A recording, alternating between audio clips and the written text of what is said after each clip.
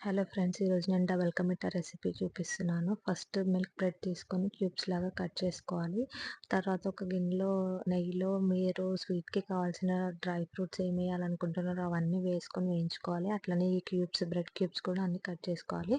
ఈ స్వీట్‌కి అయితే వెడల్పు గిన్నె బావుంటదని నేను ఇది తీసుకున్నాను. ఇందులో చక్కెర ఏసుకొని, చక్కెరకి మునిగేంత వరకు ఆయిల్ ఏసుకొని, ఆ పాకం అంతా తిక్కొచ్చిన తర్వాత ఇలాచీ పౌడర్ ఏసుకోవాలి. అంతలోపు పాలు మరిగించుకోవాలి. పాలు మరిగించుకొని ఒక చిన్న బౌల్‌లో పాలలో కుంకుమ పువ్వేసి పక్కనుంచుకోండి. ఈ ఈ ఇలాచీ పౌడర్ అంతా మిక్స్ అయిన తర్వాత ఫుడ్ కలర్ ఏసుకోవాలి. అదైతే ఆప్షనల్. మీ ఇష్టం ఉంటే ఏసుకోండి, లేకపోతే లేదు.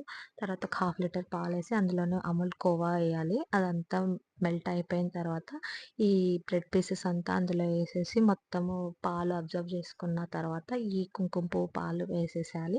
పైనుంచి మిల్క్ మేడ్ మనం గార్నిష్ చేసినట్టు ఒక 3, 4